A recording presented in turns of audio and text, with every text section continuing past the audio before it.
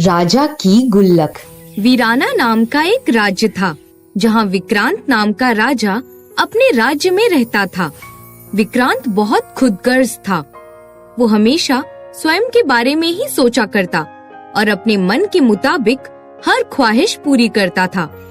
एक दिन राजा के महल में दो व्यक्ति आए, जिसमें से एक व्यक्ति राजा से मदद के लिए दरख्वास्त करते हुए कहता है, मेरे हुजूर, आपके राज्य में बहुत मेहनत करने के बाद भी हमें अपने काम के मुताबिक आमदनी नहीं मिल पा रही है। मेरी आपसे विनती है कि आप हमारे काम के मुताबिक हमारी आमदनी बढ़ाएं, ताकि हम अपने परिवार का गुजारा अच्छे से कर सकें। हमारे राज्य में काम करने वाले मामूली से दरबारी की इतनी हिम्मत बढ़ गई है कि अब वो हमसे दरख्वास्त कर रहा है कि हम उसकी आमदनी बढ़ा दें। हम किस अधिकार से तुम्हारी आमदनी बढ़ा दें? बल्कि तुम्हारा काम तो इतना कठिन भी नहीं है जितनी तुम्हारी आमदनी बढ़ा सके। महाराज, आप स्वयं मेरे बदले का काम करेंगे तब आपको पता चलेगा कि मेहनत करना किसे कहते हैं। बल्कि मेरी आपसे यही दरख्वास्त थी कि आप मुझे मेरे काम के मुताबिक आमदनी दे पा रहे हो तो मैं प्रसन्न होकर अपने राज्य में काम करूंगा, वरना मैं इस राज्य को छोड़कर दूसरे राज्य चला जाऊंगा जहां मेरे काम की अहमियत को समझा जाए और मुझे उस हिसाब से आमदनी मिले। मुझे ऐसे दरबारी की जरूरत नहीं है। अच्छा यही होगा कि तुम अभी जाओ, वरना मुझे तुम्हारे खिलाफ निर्णय लेने में ज्यादा देर नहीं लगेगी। यहाँ से इतनी दूर चले जाओ कि इस राज्य के आसपास भी नजर मत आना। पहली बार किसी दरबारी ने राजा से इस तरह बात की, जिस वजह से राजा को अधिक क्रोध आ जाता है और वो उस दरबारी को राज्य के बाहर निकालने का आदेश दे देता है। राजा की ये हरकत उसकी बेटी नंदिनी देख लेती है, जिसके बाद वो राजा को समझाते हुए कहती है, पिताजी, मुझे आपसे ये उम्मीद नहीं थी। एक राजा होने के बावजूद आपने ऐसा फैसला किया जो आपको नहीं करना चाहिए था। आप उस दरबारी का अधिकार उसे दे नहीं पा रहे हो, तो आप क्या ही मुझे मेरे हक का जीवन जीने देंगे। नंदिनी, तुम पिताजी से ये किस तरह की बात कर रही हो? मत भूलो कि वो एक राजा है और उन्हें हर कर्तव्य अपने प्रजा के व्यवहार के मुताबिक पूरा करना होता है। माँ, मुझे आपसे ये अपेक्षा नहीं थी। मैं आपको हमेशा से अच्छा समझती थी, लेकिन मुझे नहीं पता था आप भी पिताजी की तरह खुदगर्ज और स्वयं का भला करने वाली निकलेंगी। बस करो नंदिनी, अपनी माता से ऐसी बात मत करो। तुम्हें नहीं पता मेरे राज्य की प्रजा कैसी है। अच्छा यही होगा कि मेरे आपसी काम में तुम दखल अंदाजी ना करो। तुम्हें अभी राजा और उसके कर्तव्य के बारे में ज्यादा ज्ञान नहीं है। राजा महल से अपना क्रोध शांत करने के लिए जंगल में शिकार करने के लिए जाता है। राजा जंगल में शिकार की खोज कर रहा था कि तभी उसकी नजर एक साधु तपस्वी पर जाती है और उन्हें देखकर वो उनका आशीर्वाद प्राप्त करता है, जिसके बाद राजा अपनी समस्या उस साधु तपस्वी को बताता है।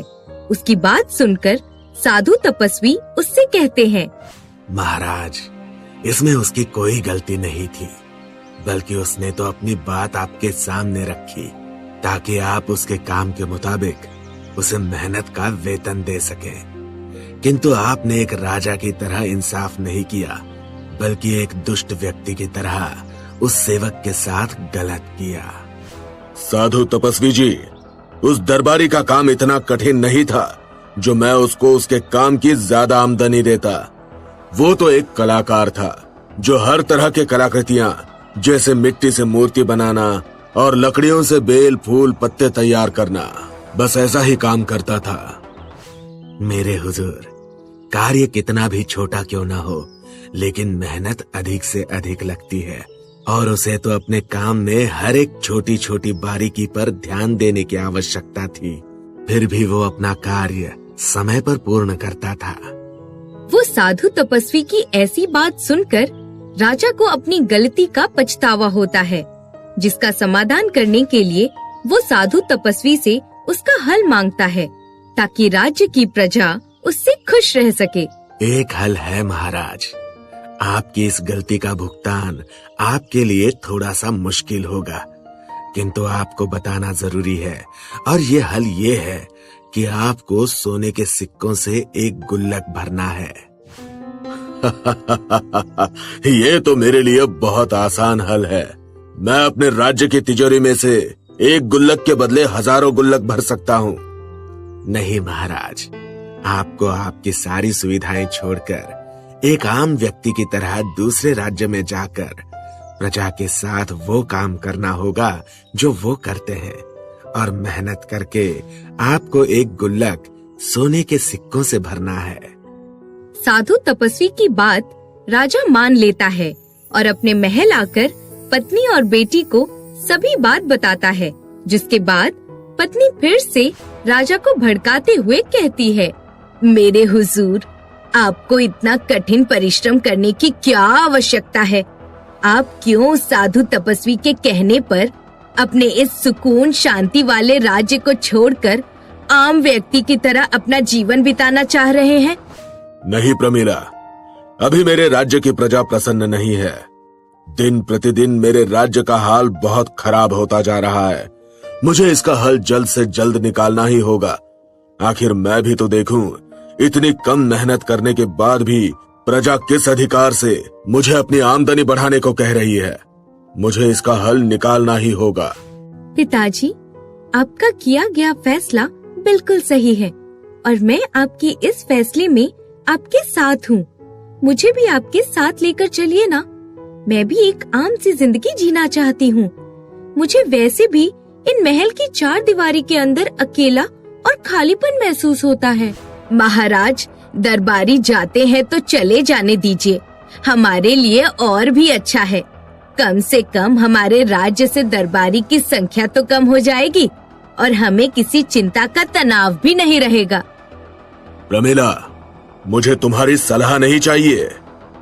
राजा पत्नी की बात बिना सुने दूसरे राज्य में जाकर एक आम व्यक्ति की तरह अपनी जिंदगी गुजारने का सोच ही रहा था कि तभी उसे बहुत सी कठिनाइयों का सामना करते हुए अनेक व्यक्ति नजर आते हैं, जिन्हें देखकर नंदिनी राजा से कहती है, पिताजी, ये सब काम आपके बस का नहीं है और ना ही आप इस काम के योग्य हैं, क्योंकि यहाँ के दरबारी हर एक काम पूरी मेहनत और लगन से कर रहे हैं। आपको तो आराम और सुकून शांति वाला जीवन पसंद है, ना कि इन मजदूरों की तरह मेहनत करना। काम दिखने में तो आसान लग रहा है, लेकिन ज्यादा मेहनत का नहीं है। बेटी, बेवजह तुम परेशान हो रही हो। ऐसे कामों में ज्यादा समय नहीं लगा होगा, बल्कि समय से पहले सारे काम पूर्ण करके यहाँ के राजा के सामने प्रस्तुत कर दूंगा, जिसे देखकर राजा भी खुश हो जाएंगे। और याद रखना, हमें अपनी असली पहचान छुपा कर रखनी है, ताकि हम अपनी सोने के सिक्कों की गुल्लक आसानी से भर सके। आप स्वयं अपनी आँखों से देखिए, यहाँ के दरबारी में काम करने की कितनी प्रतिभा है। जैसे लकड़ी से बनाए गए पलंग, ऊन और रुई से बनाई गई मुलायम बिस्तर और चद्दर, लोहे के बर्तन, तलवारें और भी तरह तरह की वस्तुएं यहाँ पर बनते हुए दिख रही हैं। राजा ने पहले दिन समय पर उठकर मिट्टी के बर्तन बनाकर बेचने के लिए दुकान लगाई थी, लेकिन कहते हैं ना, महलों में रहने वाले एक राजा को क्या पता मेहनत से किया गया काम क्या होता है। पहले दिन राजा ने अपनी बेटी की मदद से मिट्टी के बर्तन आड़े तिरछे बनाकर बेचने के लिए दुकान तो लगा ली थी, लेकिन उसके मिट्टी के बने हुए बर्तन को किसी ने नहीं खरीदा और उस राज्य का कोई भी व्यक्ति उसके मिट्टी के बर्तन देखकर ही आगे निकल जाता था। कुछ देर के बाद एक दरबारी उसके दुकान पर आया, जिसने राजा को पहचान लिया था और वो उससे कहता है, अरे, आप तो वीराना के राजा हो ना? आप राजा होने के बावजूद भी एक आम व्यक्ति की तरह ये सब काम कर रहे हैं।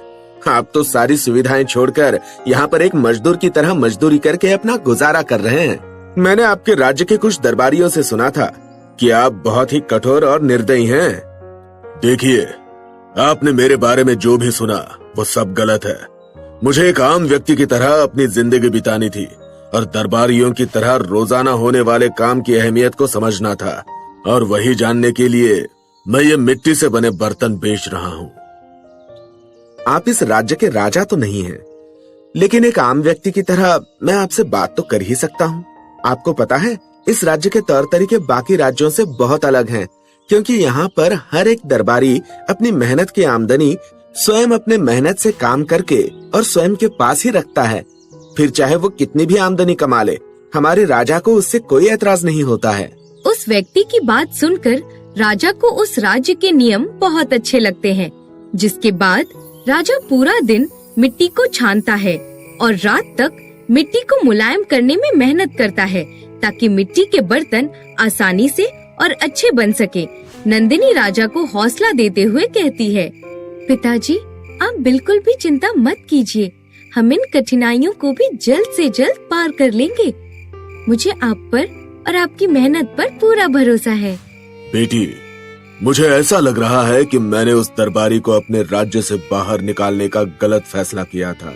काश कि मैं उस दरबारी के काम की अहमियत को समझ पाता, और क्या पता मेरे राज्य के अनेक दरबारी किन किन परिस्थितियों का सामना कर रहे होंगे अब तक। मुझे बहुत प्रसन्नता हो रही है आपको ऐसे अपने राज्य की चिंता करते हुए देखकर। उन साधु तपस्वी जी ने आपको बिल्कुल सही सलाह दी है। अब आपको अंदाजा हो गया होगा, इतनी मेहनत के बाद भी आपके पास एक भी सोने के सिक्के की आमदनी नहीं हो पाई, जबकि मेहनत आपने पूरी जी जान लगाकर की है।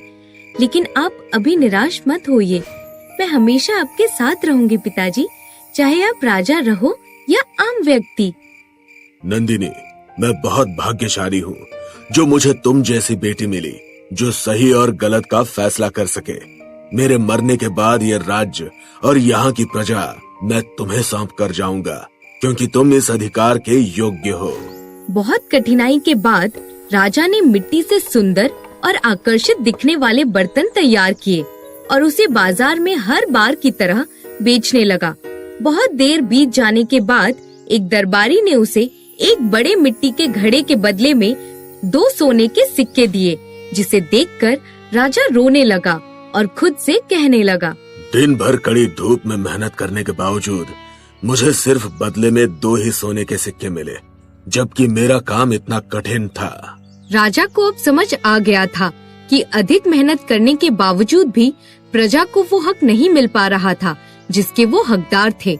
हर दिन कठिनाइयों का सामना करने के बाद आखिर राजा की गुल्लक सोने के सिक्कों से भर ही गई और राजा प्रसन्न होकर उस साधु तपस्वी के पास गया और उन्हें अपने रोजाना के काम के बारे में बताया, जिसे सुनकर साधु तपस्वी बहुत प्रसन्न हुए और राजा को भी अपनी गलती का एहसास हो गया। वहीं दूसरी ओर प्रमिला राजा को देखते ही रोने लगी और उससे कहने लगी, मेरे हुजूर, मुझे माफ कर दीजिए।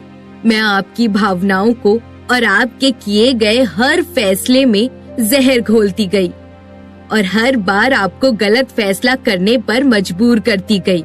मुझे अपनी गलती पर पछतावा है, इसलिए आप जो भी सजा मुझे देंगे वो मुझे मंजूर है।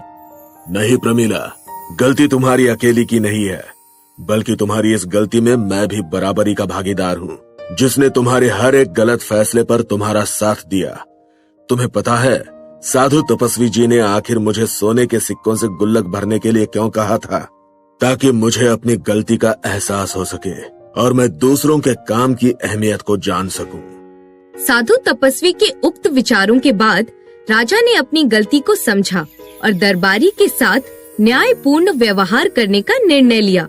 उसने दरबारी की मेहनत को समझा और उसे उचित मान्यता दी।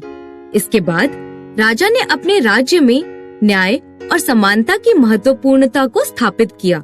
राजा का ये बदलाव अनेक राज्यों में फैलने लगा, जिसे वो दरबारी भी दूसरे दरबारी से सुन लेता है और वो तुरंत अपने पुराने राज्य वापस आकर राजा से कहता है, मेरे हुजूर, मैं आपके इस राज्य का और आपके व्यवहार में बदलाव देखकर बहुत प्रसन्न हूँ। अगर आपकी अनुमति हो तो मैं फिर से इस राज्य में काम करना चाहता हूँ और फिर से अपने जीवन को दोबारा जीना चाहता हूँ। मुझे माफ करना मेरे प्रिय सेवक, मैंने तुम्हारे साथ बहुत बुरा व्यवहार किया और तुम्हारे जाने के बाद मुझे तुम्हारे काम की और तुम्हारी मेहनत की कदर हुई। अगर तुम ये राज्य छोड़कर नहीं जाते तो मैं आज तक तुम्हारी अहमियत नहीं समझ पाता, लेकिन मैंने अपनी मेहनत और अधिक कठिनाइयों का सामना करने के बाद भी सोने के सिक्कों से केवल एक गुल्लक भर पाया, जिसे भरने में मुझे बहुत सा वक्त और मेहनत लगी। मेरे हुजूर, आपकी जितनी भी प्रशंसा करे उतनी कम ही लग रही है, क्योंकि आपने सभी राज्यों में से अपने राज्य का अलग स्थान बना लिया है। हर राज्य से अनेक प्रजाजन आपके राज्य में अपना गुजारा करने के लिए आना चाहते हैं। राजा ने प्रजा के लिए फैसला किया कि वो अपने राज्य में मजदूरी करने वाले व्यक्तियों की आमदनी अधिक बढ़ाएगा और उन्हें राज्य में होने वाले हर त्योहार पर अपनी तरफ से उपहार भी देगा। ये सब सुनकर प्रजा बहुत प्रसन्न हुई और राजा को आशीर्वाद देने लगी, जिससे राजा बहुत प्रसन्न हुआ। कहानी से सीख।